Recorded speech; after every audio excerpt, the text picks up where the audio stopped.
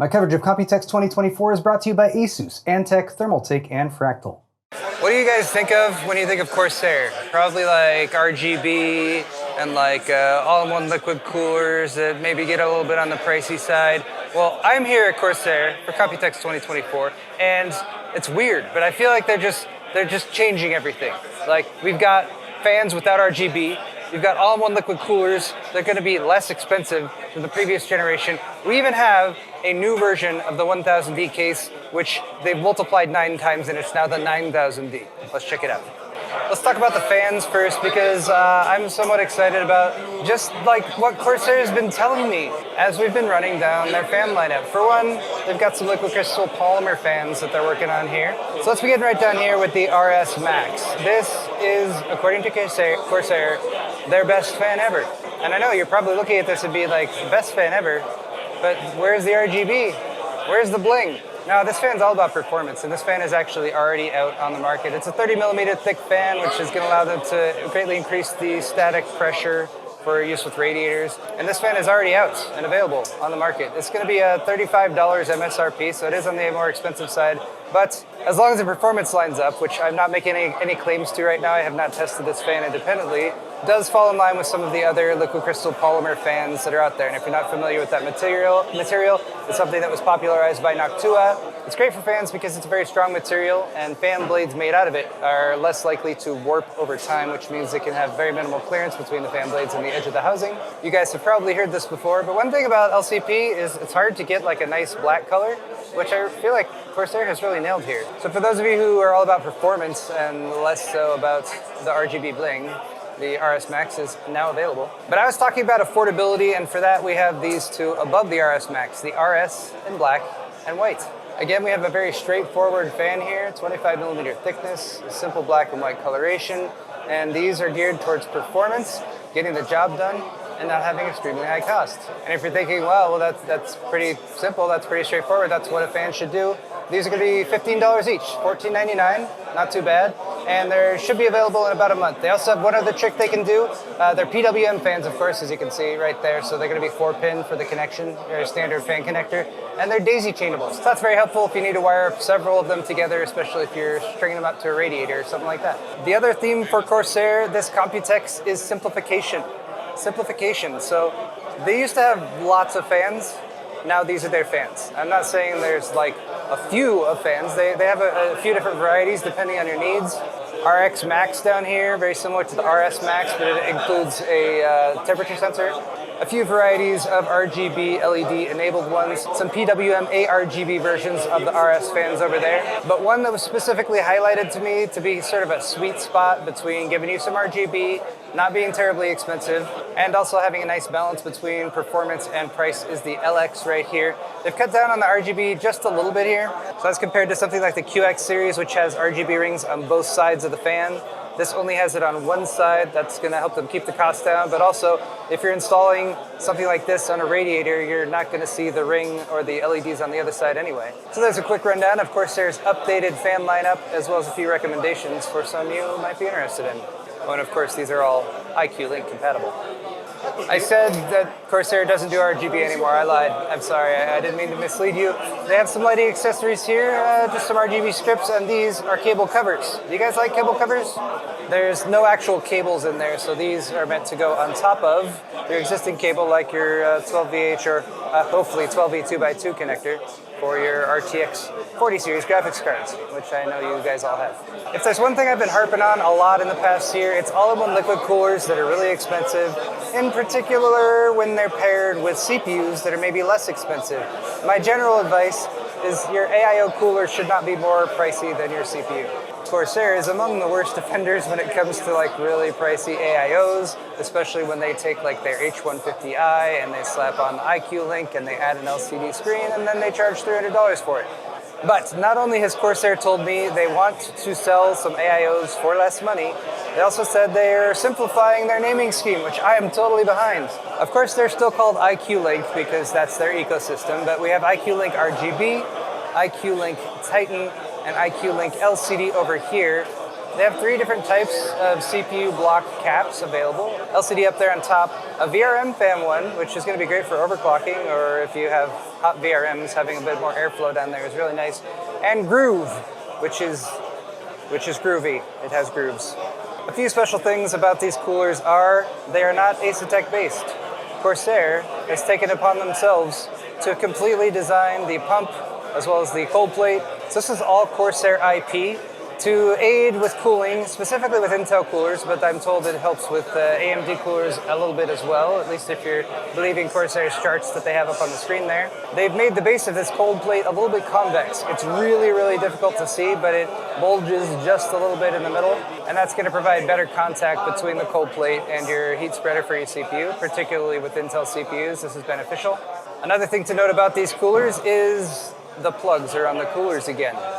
And some of you who have seen some of Corsair's coolers recently where they take the wiring for the pump block and RGB potentially even, and they take it through the sleeving of the tube and bring it over here so you can plug it in on that side, which is going to help hide cables because we all know cables are shameful. They have not done that this time around, and I confirmed that that was part of their cost-saving measures to make sure that these coolers can be sold for a bit more reasonable price. They're acknowledging that not everyone has tons of money right now, and they want to bring in some components that still have the same level of performance and finish to them, but that are not going to cost as much. So your question is obviously going to be, well, how much do they cost?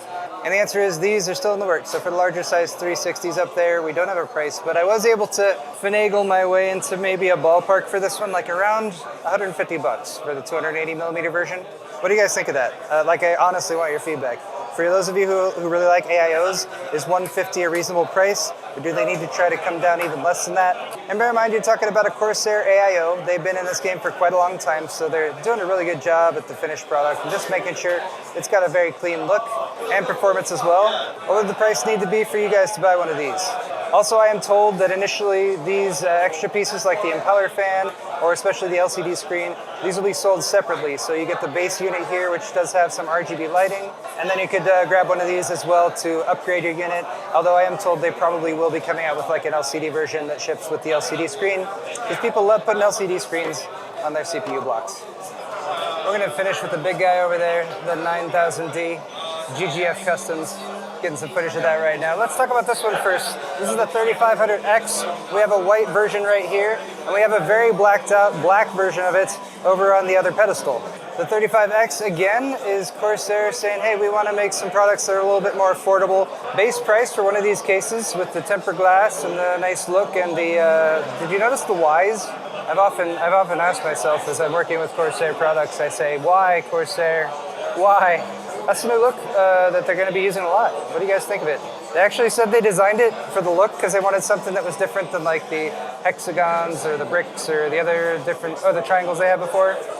And then they found that it actually has better porosity and better airflow than the triangle cutouts that they had previously been using, so that's cool. I'm really digging the blacked out version of this case. All you can really see is that RTX 4090 Strix Edition shining out through. Everything else is just so stealthy in there with a little bit of dome lighting coming in from the top. But as you can see, full support for extremely large air coolers. And back to the price. Did I get to the price? $90 for the base version with no fans. About 110 to 120 is what they're aiming for an ARGB version that will come with 4 fans. And then there's going to be an IQ Link version as well that will come with a controller and upgraded IQ Link fans. And that one is going to be about $140 to $150. But if you guys have watched any of my build recommendation videos, you know that I love cases that get the job done for sub $100. So I think Corsair, at least upon first impressions, has done a good job with the overall look, clean finish. Oh, and the other thing about these, metal everywhere. Even on the back side, they are trying to do away with using as much plastic. So they have metal mounts for your 2.5-inch drives. So if you guys are interested in the 3500X, especially at that compelling price, it should be available by the end of June or early July. And if you really like it, and I don't necessarily recommend this, but it is available for pre-sale on Corsair website. And now we come down to it. Do you guys remember Riptide?